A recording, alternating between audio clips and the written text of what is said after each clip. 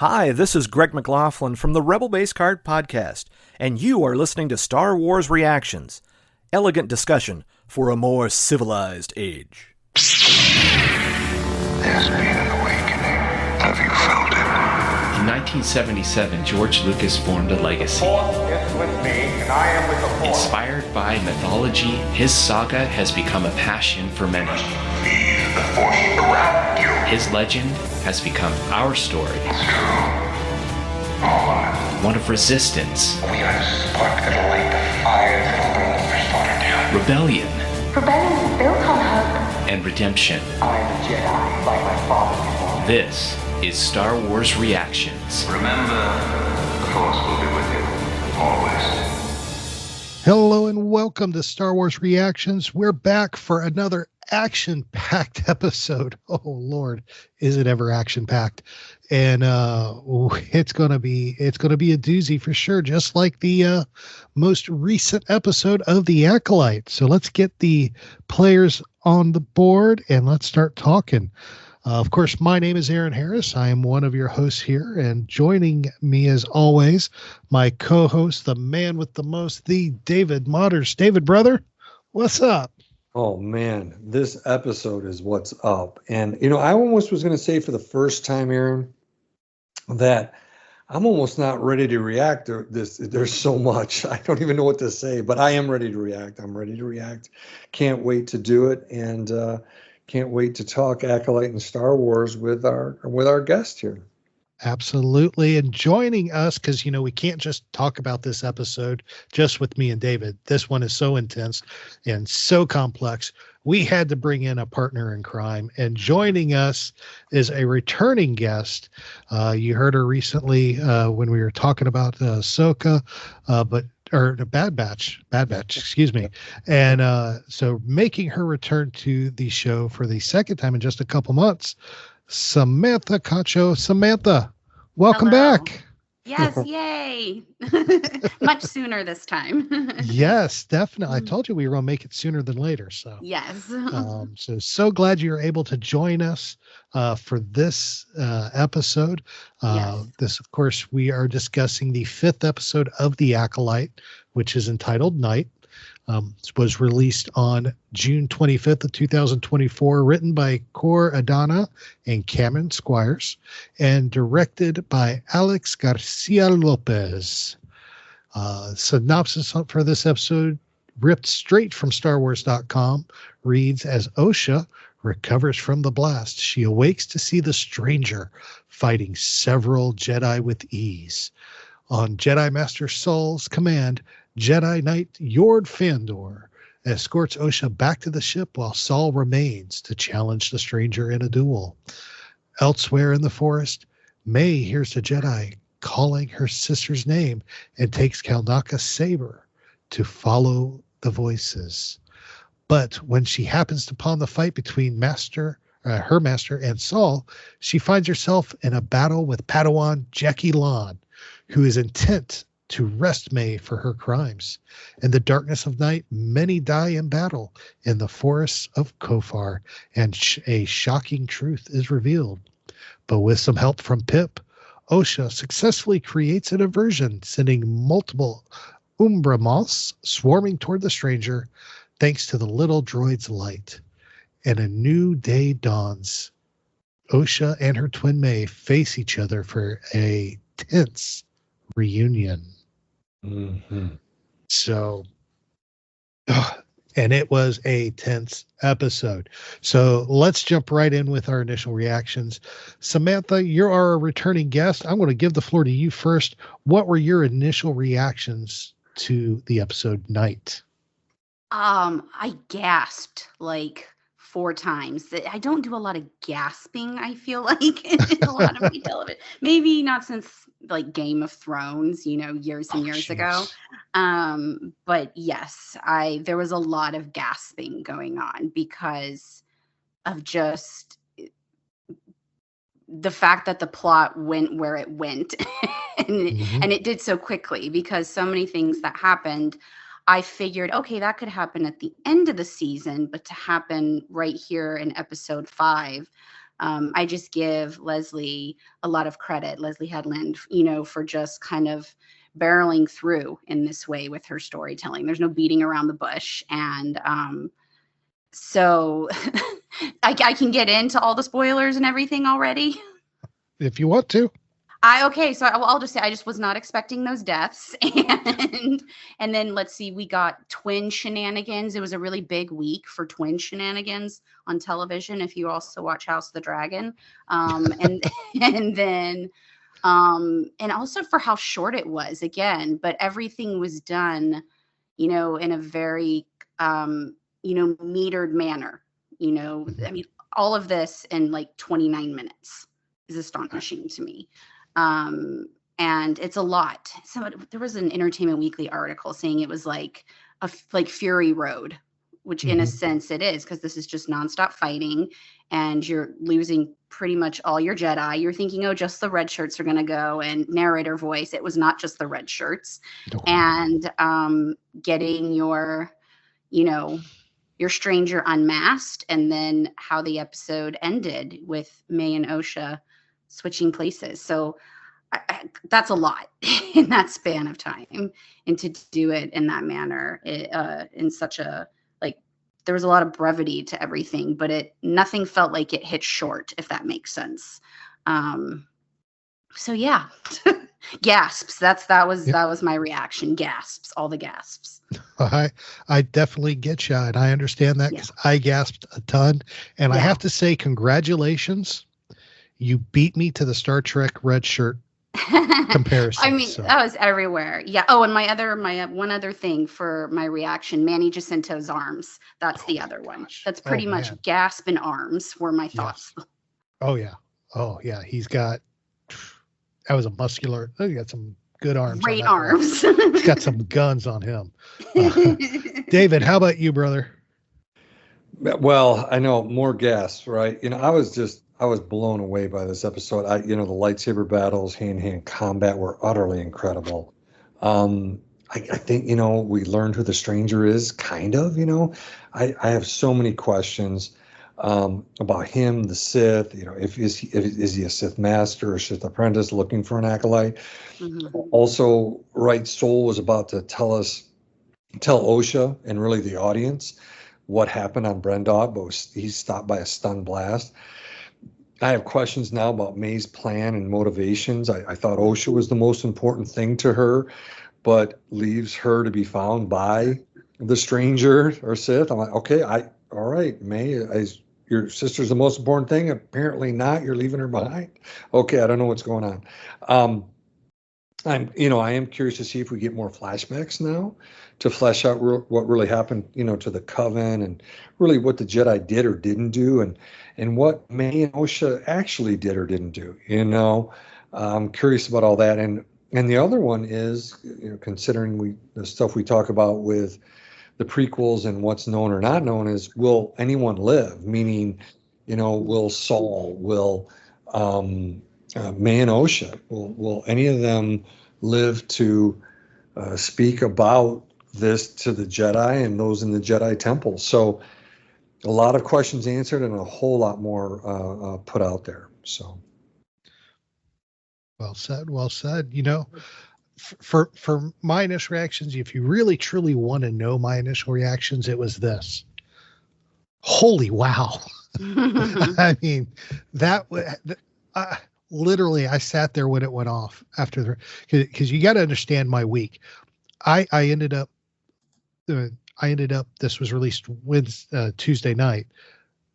Tuesday, I had dental surgery. So I had spent most of the day in a medicated blackout because it hurt like the dickens. And so I finally roused up about 9:30, 9:40, and I had text messages from our pal Greg over at Rebel Base Card going, "Are y'all watching this?" And I'm like, "Nope, haven't started it yet." And I turned it on right as I was finally got up and finally started to eat something. I turned it on and I was like, "Oh, geez." This was absolutely insane.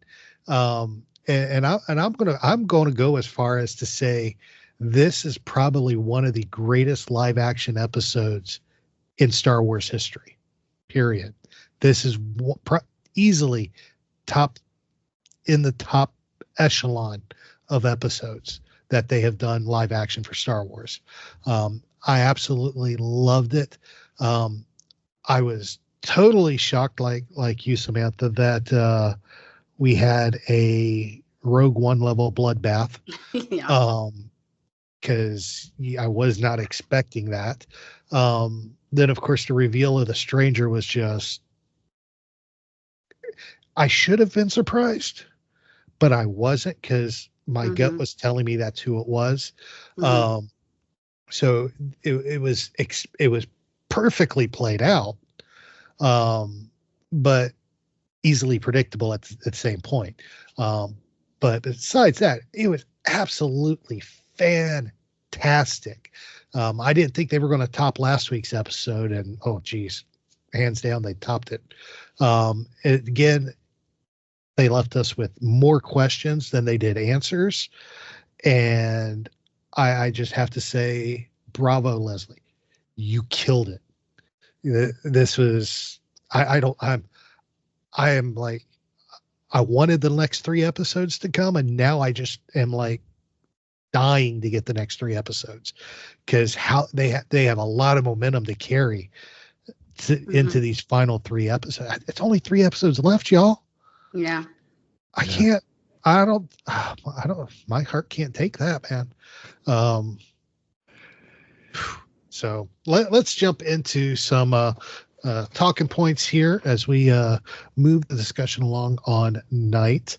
And of course, the big thing, of course, we see is the series, or this episode, is literally picks up right where the last episode ended. So day turns into night, literally instantaneously. May wakes up, lightsaber, as she is coming to. First thing she sees, dead Jedi. Absolutely startling, for one, for her, and of course, just to see the Jedi already fallen at that point.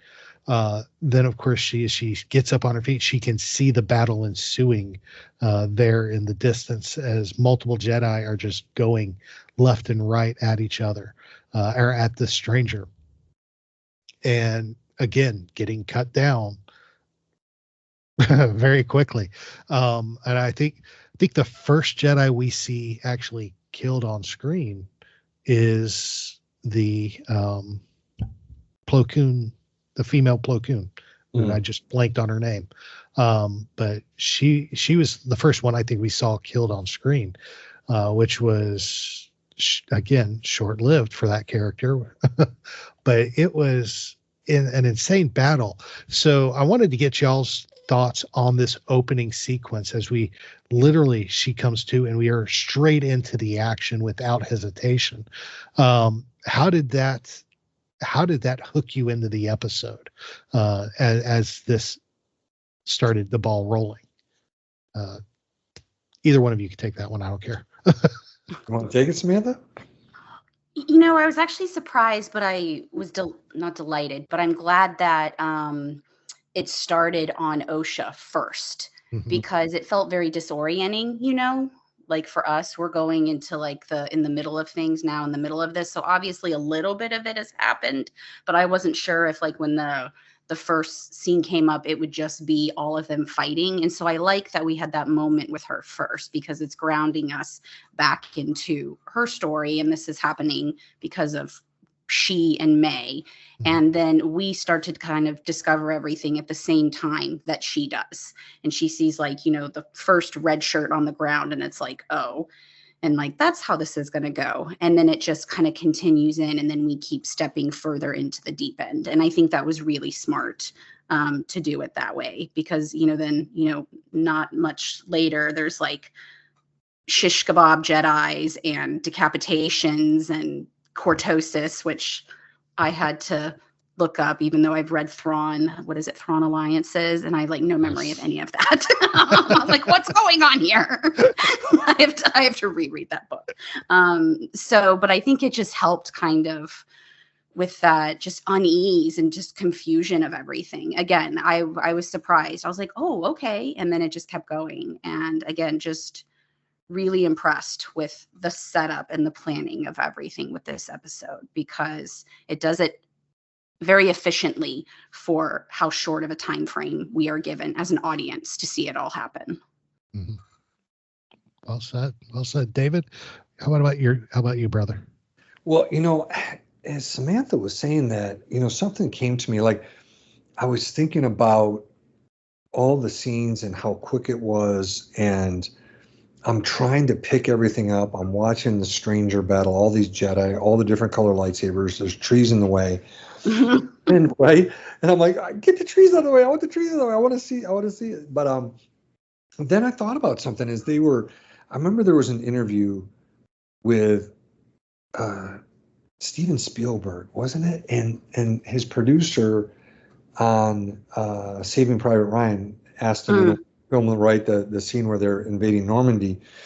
They said, Steven, why don't we get some more overhead shots, to show kind of the U.S. men coming in and trying to get past the German, encampment there and stuff. And there are some of those shots, but Spielberg says, I want you to feel like you're right down in it. And I remember I've watched Saving Private Ryan, I think twice, once in the theater and once it's so hard to watch. But the first 20 minutes, you literally have a headache. And your head does. Yeah. My eyes hurt. And I think, Spielberg really wanted that. And again, Samantha, as you were mentioning, it's how quick it happened, very efficient, very quick. I was thinking to myself, I can't take it all in. Everything happening and how quick it happened. And, but it I loved it. I thought it was an incredible opening scene, and some of the best lightsaber action. Says, gosh, it feels like even, Anakin and Obi-Wan in Revenge of the Sith, that kind of level. I don't know. It was unbelievable. What about you, Aaron? Well, for me, it was absolutely fantastic way. I agree with both of you. It was a great way to start the episode up and get things going. And I like how you put it, Samantha. It grounded us back into what was happening at that point, and grounded us back into Osha's story. And it was a great way to progress things, and a great way to, especially coming face to face immediately with the dead Jedi, to put us not only back in reality, but to put us into the severity of the situation. Yes. And I think that was perfectly played. Fantastic. I think it was written fantastically, shot fantastically, and they did a fantastic job of Amandla did a fantastic job playing that scene perfectly to get everybody tied into the danger that was going on at that point. So we move on from there. Everybody's fighting. It's going nastily, terribly for everybody. And then we get the first glimpse of basically the secret weapon of the stranger, which of course is his helmet and his gauntlet, which apparently short circuits the lightsabers temporarily, which I'll admit I did not make the Cortosis connection when I watched the episode. It was well. Here's the thing. None of the three of us did. I was like, "What is this?" And I know it was an EU thing, I think originally, right before Thrawn Alliances. But yeah, I got to reread Thrawn Alliances. Correct, and it was originally EU. It was with David. It was one of the Han Solo books. I think it was. Remember. I had something up. I wonder if I can find it. Yeah. I think it was one of the original Han Solo books from the EU or Legends line. But then it was revived in Thrawn alliances brought into canon there, in which if y'all haven't read Thrawn Alliances, you need to read that trilogy. It's Thrawn Alliances, and Thrawn Treason, all by Timothy Zahn. Beautiful series of books, fantastically done. But I didn't make the Cortosis connection until I was talking to. I was actually on our friend Greg's podcast last night talking about this episode, and we were talking about the lightsabers malfunctioning, and he apparently had read somewhere online about somebody questioning whether or not it was Cortosis. And then it just kind of, it all fell into place. And then of course, StarWars.com confirmed it in the episode guide that his helmet and gauntlet are made of Cortosis, which temporarily shorts out the lightsabers, which I found absolutely crazy. That they brought this into this episode, because it's not something I would have thought about. But, and of course now they have his helmet on sale. Hasbro's immediately put his helmet out on sale as part of the Black Series collection helmets. Perfect timing. Well, it'll planned. make money. Oh, it will for sure. So well played, Hasbro. But I wanted to get y'all's thoughts on the fact that we now have and I want to talk about the Stranger next as we're going into this. Well, actually, I want to back off on the Stranger for a minute, but we have these lightsabers malfunctioning because of this metal. When you first saw, because in that opening sequence, when we got that initial fight, he takes out 2 lightsabers for 2 of the Jedi, and they're just standing there shaking them, like, and you can obviously tell they've never seen this happen before. And I know I personally thought he had hacked the tops of the sabers off somehow. Boy, was I wrong when they ignited back up. But what were your reactions? Because it's not something we have seen in Star Wars before, in live action or even animated. We haven't seen lightsabers do that animated either, where they just malfunction for a short period of time, unless they've been damaged and like had that tops cut off. What were you? I'll start with you, David. What was your first reaction when those sabers started going out? Well, it's mine was, again, it's so quick, it's so fast. I'm like, back at Save It Private Ryan. I'm like, wait, where, who, what bullets, who? And I thought it was exactly what you said. I thought that the Stranger had gotten close enough to nick off the top of those sabers, but then all of a sudden they fire back up. And then another scene where I think I saw him headbutt a saber or something and turned it down, right? And then I think another time him putting his gauntlet up and it going, a saber going down. So I only even the second time I watched it, I'm like, oh wait, they're not destroyed. They're just turning off. And it was, I'll admit it, I was only when I read the episode guide and it said Cortosis. I just looked at it again. It says from Legends Lore. It didn't mention the book or the series it's from, but I thought it was brilliant. And now looking at it, and watching it again, it's so cool to see that. But originally I thought he'd gotten to him and cut off the ends, but then they come back on. So I didn't know what was going on. I don't know. How about you, Samantha? Did you know what was going down? No, I think I probably thought what you guys did too. I was like, what's going on? Thinking that, they had been nicked and then they hadn't. And then just kind of thinking I was going crazy. Like, what? I don't get it. And then I think just like pulling up maybe like Reddit or something, because everything's always on Reddit.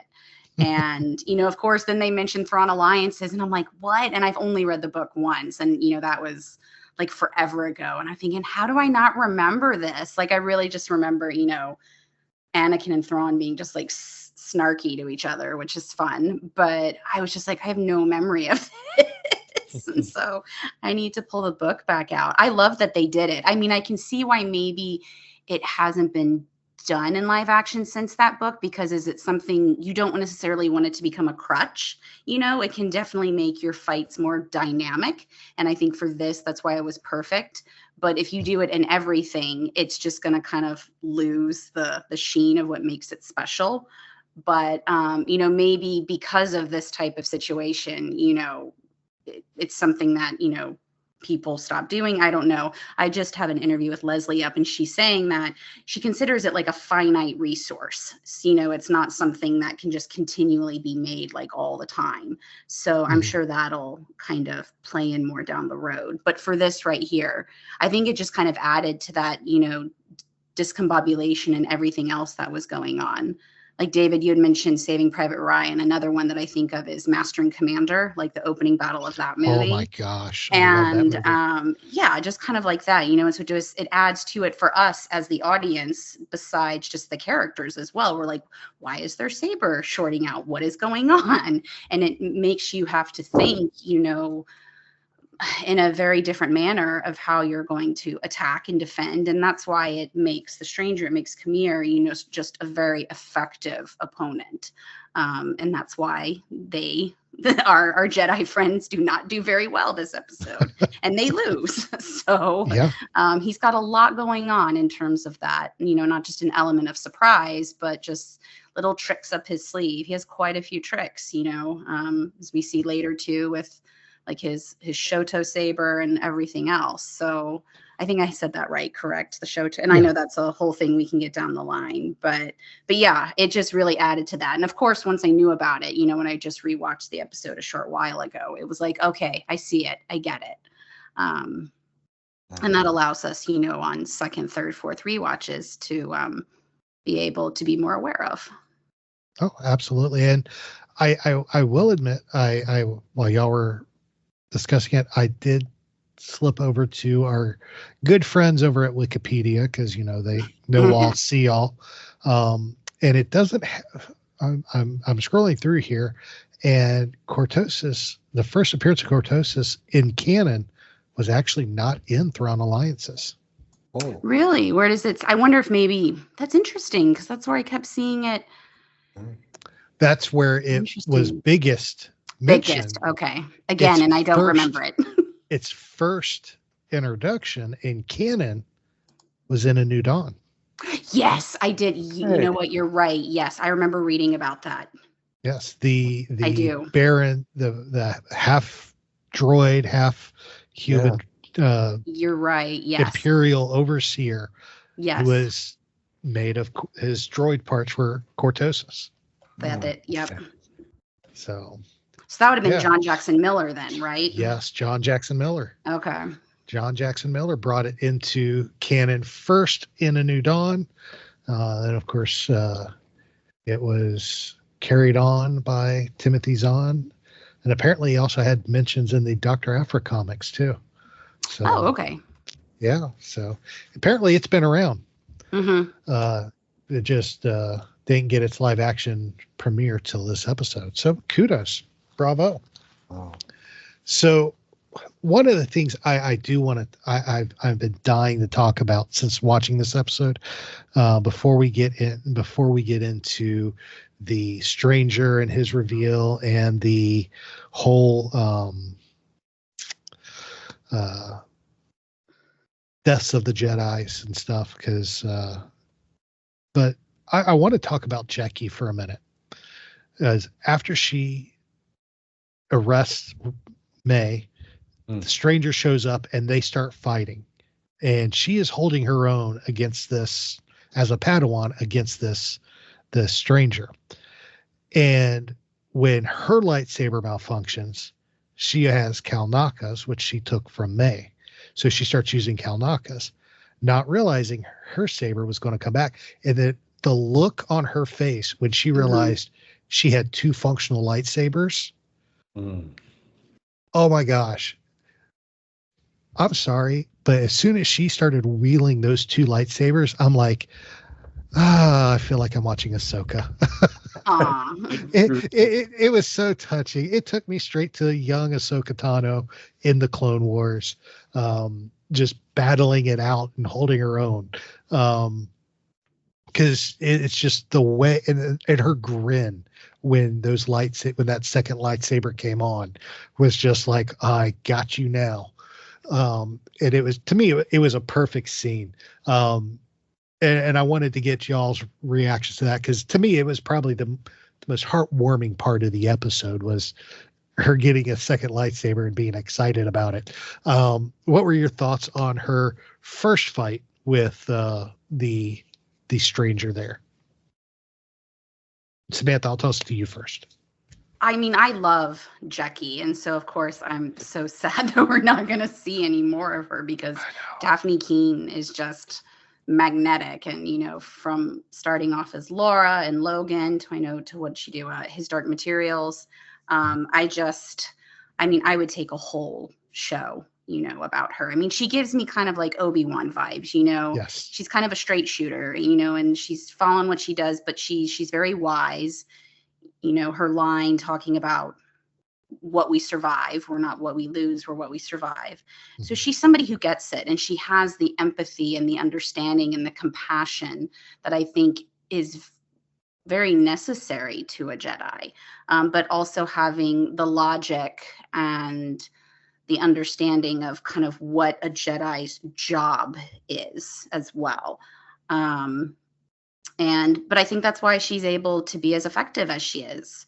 And she is able to hold her own for that long. And, there's probably a little bit of a thrill going on there too. She's going to arrest May, and then she gets on with this. And so, of course, but then that kind of then leads to that next one. And that can allow kind of this, if you start to feel like you're getting too high, maybe not the high ground, LOL, but high, you're going to come down, and we see that happen. But I'm going to miss Daphne just absolutely, because I did not think she was going to go. And so when she went, that was, I think, the first really big gasp, of course.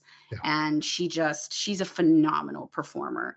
And I know we'll be seeing so much more of her down the road, because she's just fabulous.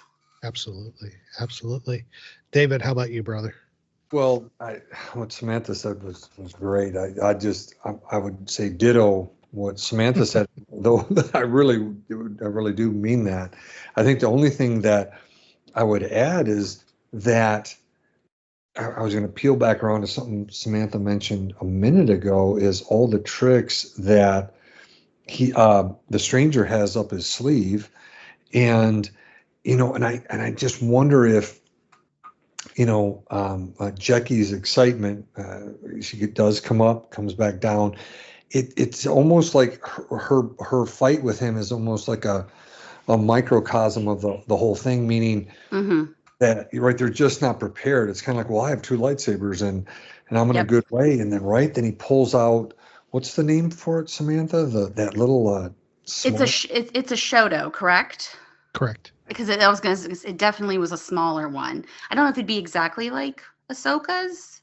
I don't know. It's hard. It was hard for me to get like an idea of actually how big the second sword was. You can't see it, and I only realize again, it's all the confusion when he puts it together. Right, I see him kind of link it back together, and when she gets impaled like 3 times, boom, boom, boom. Oh my gosh! It was like, oh no, we talked about Sabine getting impaled and living, and that was 1. This is 3, and so, but I just thought she fought valiantly, and like Samantha said, I love this actress, and she I think isn't Jecki Lon is her character a combination? Is it like her parents? One is Thelan, one is human, I think is the description. Yes, she's half. Right. Versus Thelan, right? We've seen them and stuff. So I just really, really, really like the character, and like Samantha said, straight shooter, very smart. And I do think the reason why she was able to hold her own there against such a powerful opponent is I just feel like she probably trained hard and really, really took to heart all of her training. And so I thought that was really cool. But boy, oh boy, to see her to go, there's one of, like we said, one of the big gasps. How about you, Aaron? Yeah. Well, for me, it was, like I said, it was, I loved seeing her in action. She is, she quickly, became a favorite of mine through these first several episodes, just in how she carried herself, how she reacted, her wisdom beyond her years. And that I really loved that. Then of course we had this fight pop up, and when she started wielding those dual lightsabers, I was just like, I was like, all right, where's the action figures? They better make them. They better. I need my Jecki action figures, the 3 3/4, the 6-inch. Give them to me. Give them me all. And the fact that she was able to hold her own just shows how much, not necessarily trained, but how confident she was in what she knew to be able to take care of herself and defend herself. And she never lost control in those moments. She stayed in control of herself mentally. She wasn't giving it, from what I could see, it didn't look like she was trying to give into the dark side or anything like that, or tap into the dark side like we would see Anakin do or something like that. She was calm, cool, and collected through that encounter. And I loved it. I absolutely loved it. So she was just outmatched. That's the thing that's so sad about her, is I feel like she is just kind of the absolute epitome of what a Jedi could be, what they could be. But at the same time, you can train and, have the right sense of empathy and logic and all that, and you can be outmatched by a very kind of sinister opponent. And that is something that the stranger is able to do. And, he ends up putting it back in Soul's face as well. And he's not wrong about it. This is a child that you brought to the situation who was capable of so many things. And this is what happened. And that's what's incredibly just sad for me. I don't get to see that as an audience member with Daphne as an actor. And I don't get to see that again, for her character, unless they do something else, which they absolutely could. I think you could do comics and books and so many different things with Jecki, or even bring Daphne back for something else. But yes, that's why I was just so completely blown away at what happened there. But I think it then makes sense that she is that first person that it happens to, because once that's done, it's like all bets are off the table. Yeah. Well, I love where you're going with this, which actually bringing me into something else I wanted to talk about. And it rolls right into this, but we have to take a break first, because we're flying through the show quicker than I thought we were. So let's take a quick break. When we come back, we're going to pick up right where we're leaving off right now, Samantha. So bear with us. We'll be right back. Welcome back, everybody. Aaron and David and our guest, Samantha, here talking about Night, the 5th episode of The Acolyte. And of course, before we took the break, Samantha, you were talking about, Jecki and the Jedi fighting the stranger and Jecki's confidence and everything here, and how she was just outmatched. And that phrase literally is a phrase I want to get into, because we had 8-on-1 Jedi versus the stranger, and the Jedi were the ones with the disadvantage. And I wanted to get y'all's thoughts on why you think the Jedi were disadvantaged in this fight. I mean, so one thing that I've been thinking about a lot with the Jedi, and I'm saying this as a fan, I love the Jedi, but there's a quote from Mark Twain where he says, "Denial ain't just a river in Egypt." And I think that the Jedi are like the epitome of that when it comes to so many different things, and I just think in their mind, this is not something that they feel like could happen.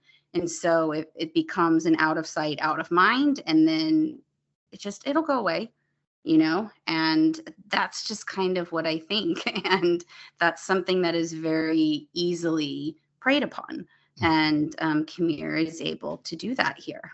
So I've been wanting to say that. I keep thinking about that quote. Like, I'm sorry, I love you guys, but I know people keep talking about like, well, how can, what's his name? Kitty Imundi, is that, the Sith have been gone, they've never, what is it, 1,000 years? And I'm like, again, denial ain't just a river in Egypt. You're going to say what you need to say. And we're seeing even right now how kind of, engrossed in the political arena they're already getting. Like, we don't want this to get out because that could be a problem. And so they're already having to, it's something Satine says in the Clone Wars. She's like, I thought you were peacekeepers. And, when do you give up your ideals? And is it due to political obligations? And they're already starting to do that here, whether it's consciously or not. And of course, that's going to make them have weak spots that can be exposed and taken advantage of. And that's what happens here. Very good. Very good. David, what are your thoughts, my friend? Yeah, I think about like Samantha said, there's denial. And I guess we also see, just kind of what we learn in the prequels, right? The hubris, and there's not, right. There's this pride, right. A pride that, nothing can take us down. We're the only Force users, and we're all over it. Plus, Yord, he gives voice to really the question you're saying when he's talking to Osha. And I think Leslie Headland and the writers had Yord have those conversations with Osha to kind of convey, like, how is this happening? How can 1 versus 8 this occur? And Yord's like, I don't get it. It gets inside your head, and it's unconventional, and doesn't fight with typical rules and stuff like that. And so part of it you think about is not just the pride and the hubris and denial, but also the dark side does cloud things, right? When Yoda says that, they're really experiencing this, right? And just not having clear thinking. The other thing that I would just mention is this isn't the place for them to learn it, but in athletics, if you play, and I played basketball, you will get your butt handed to you, in front of your parents, in front of your friends. And I played at high school and college basketball, and you get dunked on, and you're on a poster, right, when you get posterized. And it's tough. And when you go up against people that are 6'7", 6'8", 6'9", and they're dunking on you, it's humble. And and the ball's going off your head out of bounds right after you've gotten dunked on. And so, we've all dealt with this. Like I said, if you play sports, and it's not a horrible thing. I went through it several times where you really have to go against the best people. Get your butt handed to you, and then you know where to improve, right? If you're a team and we play teams, you beat them by 20, 30 points, you learn nothing. But when you get whooped on by really talented teams at a high school or college level, and you realize how good these guys are, and then you start to realize how much more you have to work to be equal or to beat them. And so that's something else I was thinking about as well is, you have to prepare, or you're going to get embarrassed. Now, in a game, you lose, right? Here, the Jedi lose their lives. So it's such a much, much worse situation. But I don't know, just some of my thoughts on the situation, Okay. Very good. Very good. And I agree with both of y'all's thoughts there. Those are awesome.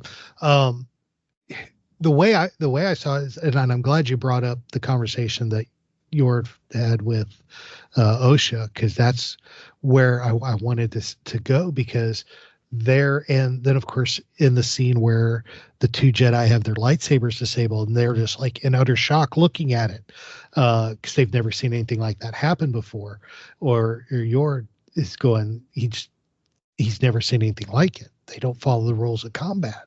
They just get in your head, and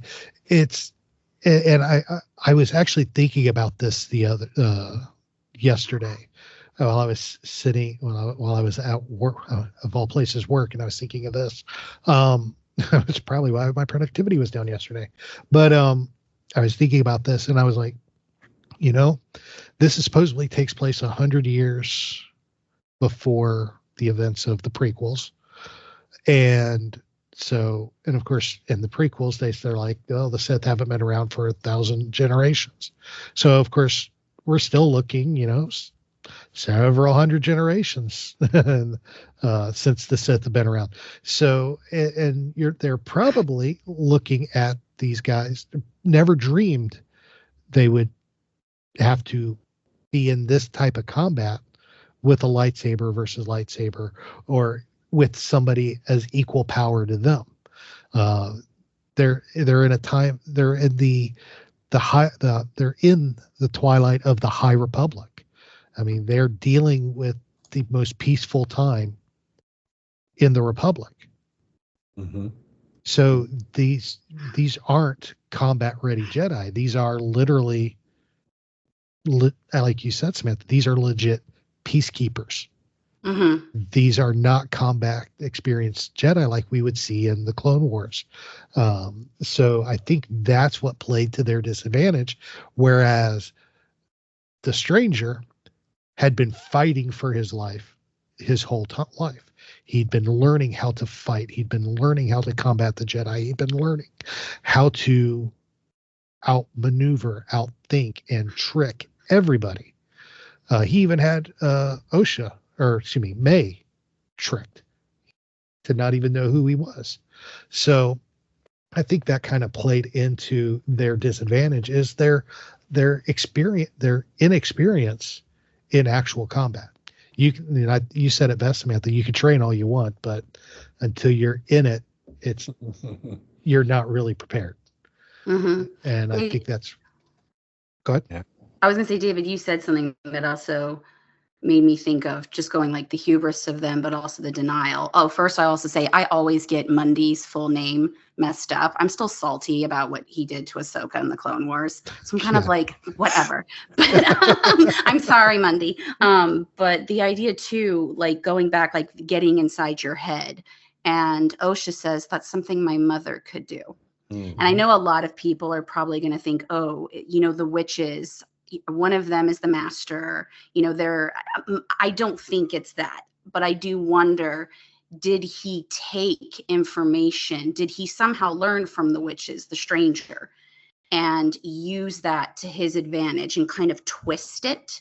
And I'm hoping it's that, because I don't like the idea of the witches are bad, because I just think that's so backwards and something we're past. And I think Leslie is past. I think that's something that she wouldn't necessarily lean into, but an idea of this male outsider potentially taking control of it.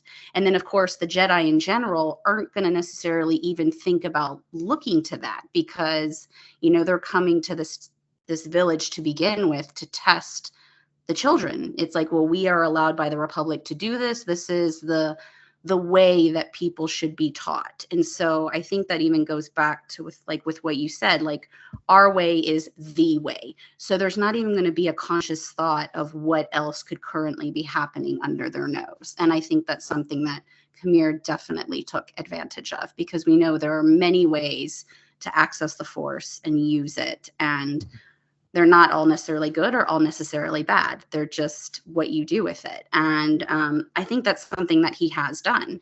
And he's taking a huge advantage with that. And I hope it's kind of a misdirect. I hope the witches aren't like actively involved in a way that I feel like I see some people thinking is possible. But that's just me. So, but it made me think about that. With just kind of that arrogance that you can start to get complacent with after so many years of not being contested in terms of like who is like, this is the dominant way of doing things. Well said. Well said. Well said. And this kind of, like I said, this kind of pours right into the next thing I wanted us to talk about, which of course is actually the stranger, who of course was revealed to be Kymar. I don't know how to say his name either. I feel like, do we know like a correct pronunciation? I thought it was Kymar. I've been saying Khmer, and I'm like, oh my gosh. I've been saying Kymar, but is it Khmer? It probably is Khmer now that I think about it. That would probably be the better way to pronounce it. But the Q-Man. The Q-Man. Yes, we'll call him that. We'll call him the Q-Man. That kind of fits, though. That I feel like that fits. Absolutely. So the Q-Man is the stranger, and he's not the nervous just guy we saw in the first couple episodes. He actually has a lot more. It was a great performance by him. But he is actually the master for May, this person we call the stranger. And of course, he's the one that takes out all these Jedi, and he's the one that is just really,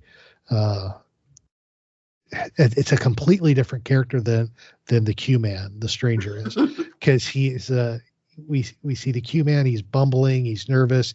He seems like he's always looking for he reminded me of kind of like an addict looking for his next hit, the way he was always kind of trying to stay in the shadow, but kind of squirrely and everything.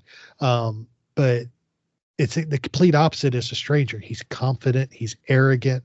He has got this air of superiority around him that nobody else can match.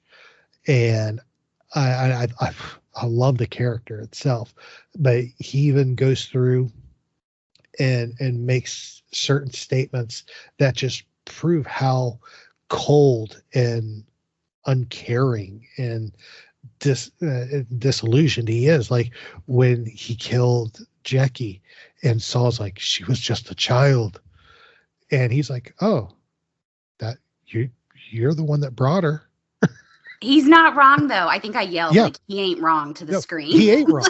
He ain't wrong. He ain't wrong.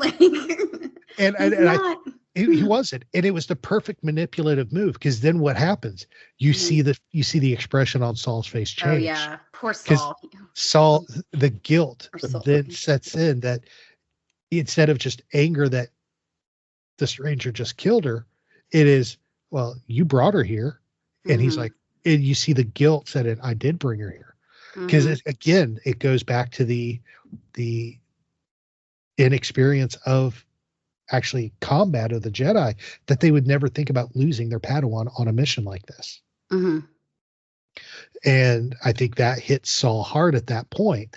But then of course he also is when somebody yells Jecki after she gets stabbed, and he's like, oh, is that her name? Oh gosh, now that was hard. That was cold. Oh, its name. Yeah. I mean, it was just cold as stone. I mean, you just can't get colder than the way this guy is. Then, of course, the way he manipulates every situation is playing the mind games. It's wonderful to see. It's a very intriguing character. So and the big question that's going around online right now, which is the one we're going to talk about right now, is the stranger, Sith or not Sith? What do you think, Samantha? Then I'll go. Well, he said Sith. Well, no, what he said was, you might call me a Sith. I mean, I'll take it for what he's saying. I mean, because I do think he's one of these characters that is always speckling in truth with other things. You know, I don't know if you guys watched Battlestar Galactica, but one of Leoben, he kind of gives me a Leoben vibe, you know. Okay. Just who he's speaking truth, but he's also trying to kind of get things to his advantage. I think he is. Do I think that he's exactly what we think of when we think of like Darth Maul and Palpatine? I don't know. I don't think that he's the actual master. I think he's a master to May, but I think he's kind of also like an apprentice himself. I think there's somebody above him. Part of me wonders if him getting an acolyte is his test to become like a true master. And you know, I know there's some other people still listed in the cast who haven't appeared yet. So I think that that's the possibility, but I'll take him at his word. I will, because again, I don't think it breaks canon for what, Mundi says later. Correct. Because I think that the Jedi could hush it under the floor, just completely make excuses, so that it's not a thing. But I think he is. I don't know who. I know a lot of people are thinking, some characters that are like already out there that I don't know of. But and I know he has said a lot of Sith-like things, like in, gosh, what was it? In like episode 2 or whatever, what's like a part of the Sith saying that they, I feel like I should know this and I don't.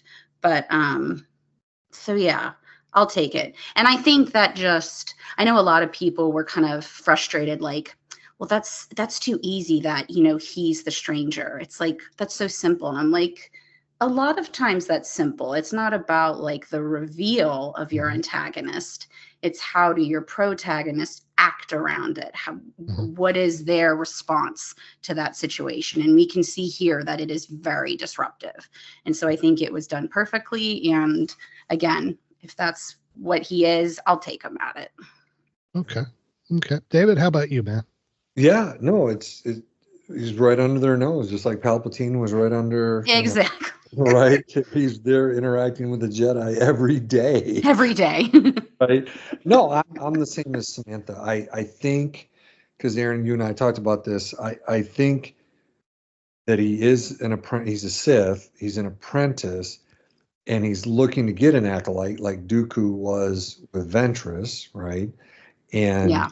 Dooku, right, had Sidious above him, and I think there's someone above Darth Q here, above the stranger. So that's, Darth Q. Darth Q. Darth Q, Darth Teeth, as people call him. Right. Darth Grin, Zipper Face. There's so many. So that's what I think, especially when he says to, Master Soul, that he's looking for an acolyte. And so I think Chris, and I think of Dooku. So I think there is someone above him. So so I'm consistent with Samantha. All right. Very good. Well, I'm going to play devil's advocate here because honestly, and I've been thinking about that. I discussed it last night when I was on the other show with Greg, and I've thought about it more today. And I am dead set he's not a Sith. I am looking at him more along the lines of a Ventress, who was, by all regards, wanted to be a Sith, but she was never a Sith. Right. She was a powerful Force user, trained assassin that worked for Dooku. I could agree with you on that. I think it's more of a semantic thing. Yeah. But I would believe that too. Yeah. Totally. Now, I do think absolutely there is somebody above him, and I got my own theory as to who that is. And I think there's an ultimate purpose for him in in what ultimately ends up happening in the prequels. But I think this guy is here for a reason, and the reason he is out there pursuing a acolyte, he wants an acolyte, and he wants to be called a Sith, is because he wants to be one. He wants that acolyte. He wants that apprentice, that acolyte, to follow him. That way, he has his own rule of 2 going on at that point. Maybe he wants to take out somebody else, his master. So you never know. But I think that's where it goes with him. Those are my thoughts, because he's just such an evil dude, though. There's just no way around it. He is just an evil dude, and I love him. I love him for it. I hate to say that. I love him for it. He is playing the part perfectly. I'm just beyond insane what this guy's doing. What's Manny Jacinto? Is that who it is? Yeah, Manny Jacinto. Yeah. Manny Jacinto is just killing the role. in this. And if he's not nominated for some kind of award, it'll be a travesty for sure. The way he double played this part was perfect. So we're going to break it up right here for a little bit. We went for a long time on this episode. It was such a good discussion. But I just can't edit it all out to make it fit. So I'm going to split it up into 2 shows for you. I hope you enjoyed part 1. Part 2 will be coming out in a couple days to give you time to digest this one. So be on the lookout for that. Until then, feel free to reach out to us on any of our social media accounts, Facebook and X at SW Reactions Pod. Then, of course, Instagram and Threads and Pinterest and TikTok and Blue Skies and YouTube and Tumblr, all at SW Reactions. You can leave us an email at any time at swreactions@gmail.com. Or, of course, you can leave us a voicemail, speakpipe.com/Star Wars Reactions. Feel free to reach out to David on X, also known as Twitter, Twitter X as he calls it, at David_Modders, Instagram at David Modders, and Blue Sky at David Modders with the little Blue Sky stuff behind it. Find me on X at TA Harris 121079, and of course feel free to say hi to Samantha, our guest. You can of course find her online on X at SamDyeK. That's SAMDYEK there on Twitter X. So links will all be in the show notes. And of course, for part 2, that will have, of course, David's factoid that we had for this episode. But since we are splitting it up, I don't feel right leaving you without a dad joke of the week. So here we go. How did the Ewoks build all those weapons? Give up? With their bare hands. Bare hands. Oh, I love it. Thank you all so much for listening to part 1 of our breakdown of the Night of the Acolyte series, 5th episode. We appreciate y'all listening in. We love y'all. We appreciate y'all. Y'all are the best. We're praying for y'all daily. And we remember, do something kind for somebody this week. Just no matter what it is, do something nice. And not only will it change their day, but it'll change your day and your outlook. Do something. Remember, this is your place for elegant discussion for a more civilized age. This podcast is not endorsed by the Walt Disney Company or by Lucasfilm Limited. It's intended for entertainment and informational purposes only. The official Star Wars website can be found at www.starwars.com. Star Wars. All names, sounds, and any other Star Wars related items are registered trademarks and or copyrights of Disney and the respective trademark and copyright holders. All original content of this podcast is the intellectual property of Star Wars Reactions unless otherwise indicated. Star Wars Reactions. Elegant discussion for a more civilized age.